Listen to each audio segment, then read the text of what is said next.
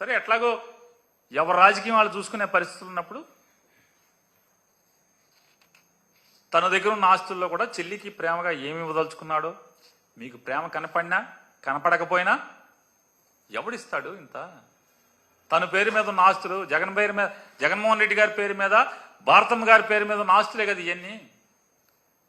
ప్రేమ లేకపోతే ఎందుకు ఇస్తారు? బాధ్యత లేకపోతే ఎందుకు ఇస్తారు? పెళ్ళి ఎప్పుడైంది షర్మిలమ్మ గారికి? పెళ్ళైన ఇన్నేళ్లకి, తండ్రి చనిపోయినటువంటి ఇన్నేళ్లకి ఆస్తులు పంచి అన్నలు ఎవడున్నాడు? చంద్రబాబు నాయుడు గారు పంచారా? మీ ఆస్తి అంత చంద్రబాబు నాయుడు గారు ఎవరికైనా పంచారా మీరు? ఇన్నాకడ ఏదో పత్తిత్తి కబుర్లు చెబుతున్నారు కదా చంద్రబాబు నాయుడు గారు మీడియాలో కూర్చుని టీవీల ముందు.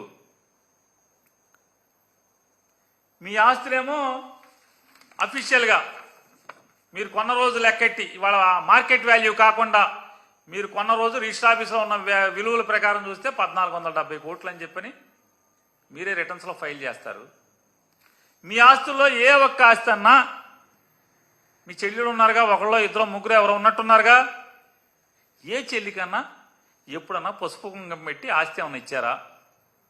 మీ పేరు మీద ఉన్న ఆస్తి నారా రామ్మూర్తి నాయుడు గారు ఉన్నారు, చిల్లి గవ్విచ్చారా ఎప్పుడన్నా ఆయనకి? ఉంటే కాగితాలు చూపించండి ఈ ప్రపంచానికి. పెద్ద పెద్ద కబుర్లు చెబుతున్నారు కదా మీరు.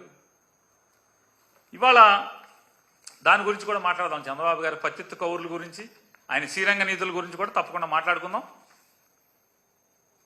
ఈ ఎంఓయూ ప్రకారం ఎందుకు ఎంఓయూ చేసుకోవాల్సి వచ్చింది? జగన్మోహన్ రెడ్డి గారి ఆస్తులన్నీ కూడా చంద్రబాబు నాయుడు గారు, సోనియా గాంధీ గారి యొక్క కుట్రల ఫలితంగా తప్పుడు కేసులు పెట్టడం వల్ల సిబిఐ ఈడీలో అన్నిట్లో కూడా అటాచ్మెంట్లో ఉన్నాయి కాబట్టి కోర్టు కేసులన్నీ అయిపోయిన తర్వాత మాత్రమే వాటిని బయటికి పడి పంచుకునే పరిస్థితులు ఉంటాయి కాబట్టి వాటిని ఎంఓయూ రాసుకోవడం జరిగింది. ఆ ఎంఓయూ ఎప్పుడు 2019 ఆగస్టు 31వ తారీఖున రాసుకున్నారు.